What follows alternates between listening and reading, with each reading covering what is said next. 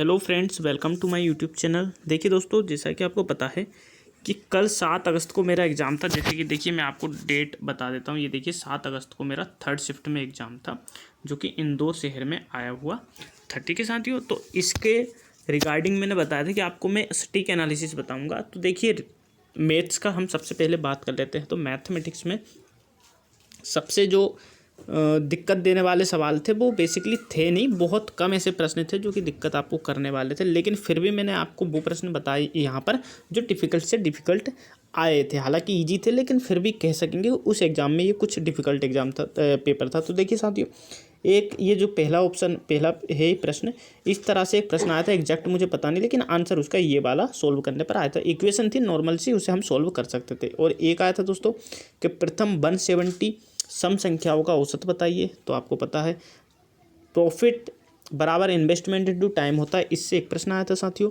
एक परिवार में 5 सदस्य थे जिनकी आयु दे रखी थी, उनका औसत हमें बताना था। इस प्रकार से आया था।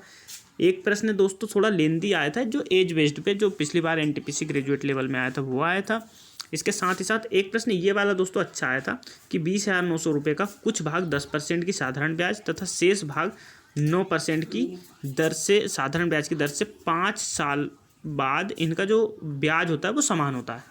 तो 10% वाले की आपको क्या करना था साथियों, राशि बतानी थी। तो 9,900 रुपये यहाँ पर आया था, जो कि ईजिली वैसे हो सकता है, उसमें कोई समस्या वाली नहीं थी। एक ये ट्रिग्नोमेट्री से था साथियों, इसका भी आंसर एक ही आ जाएगा, सेक स्क्वायर बीटा माइनस 1/कोट स्क्वायर बीटा। इसके साथ एक HCF LCM का आया था कि HCF 6 था, LCM 36 था और दो संख्याओं का अंतर 30 है, तो संख्याएं बतानी थी। तो बेसिकली ऑप्शन में 6 और 36 था, तो ये यहाँ पर संख्या आ गई थी।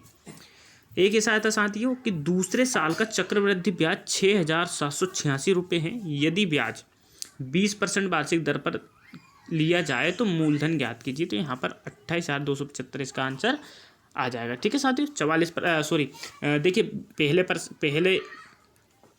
पहले साल के लिए 20% ब्याज हो जाएगा और दूसरे साल के लिए क्या हो जाएगा, 24% यहाँ पर हो जाएगा। क्यों? क्योंकि आपको पता है कि ब्याज के ऊपर भी ब्याज लगता है ना। तो 24% की वैल्यू ये 6,786 है, तो आपको 100% की वैल्यू यहाँ पर निकालोगे तो 28,275 यहाँ पर आपका आ जाएगा। एक देखिए साथियों ऐसा आया था कि आयत की विमाएँ 126 है, तो वृत्त की त्रिज्या बताइए जो सबसे बड़ा वृत्त इनमें आ सकता है, वो आया था।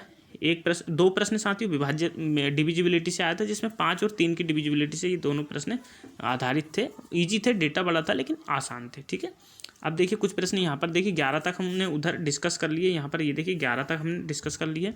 इसके बाद हम यहाँ पर 12 पे आते हैं।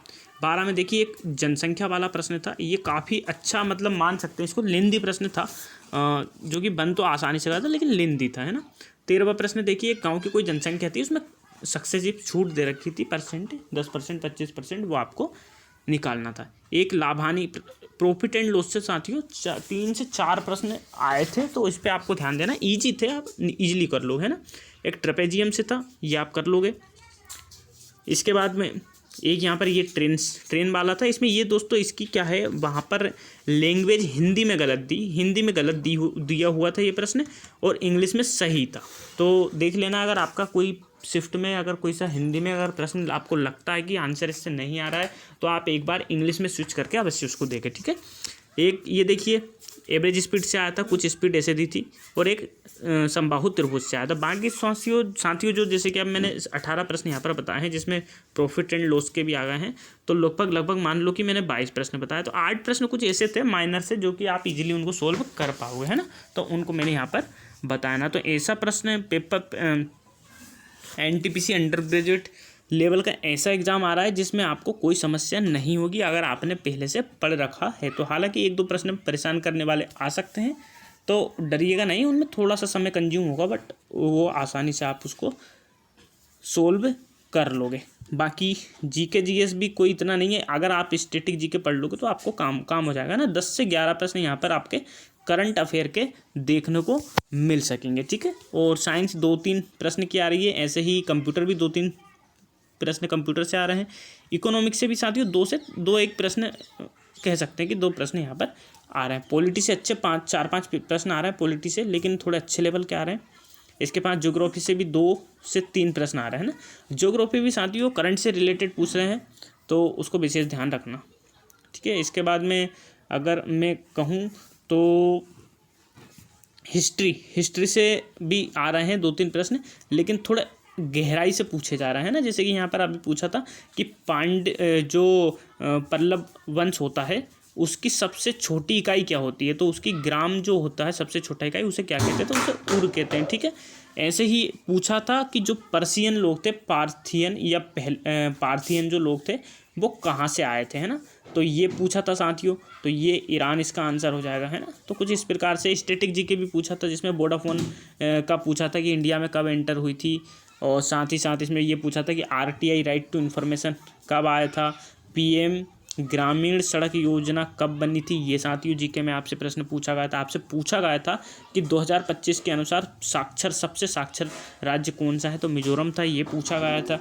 आपसे पूछा गया था साथियों कि जो भूटान है इसका कौन सा भौगोलिक क्षेत्र नहीं है ना, तो उसमें दिशाएं दी थी जिसमें कि नॉर्थ वाला एरिया जो है कि नहीं आता। हालांकि इसका तो कंसेप्ट मुझे भी पता नहीं है कि क्यों नहीं है, मैंने पढ़ा नहीं, बट उसको सर्च अपन करेंगे, है ना। इसके बाद आपसे पूछा था कि भाबर जो है वो किसके नीचे है, तो तराई उसके नीचे हो जाएगा, ठीक है।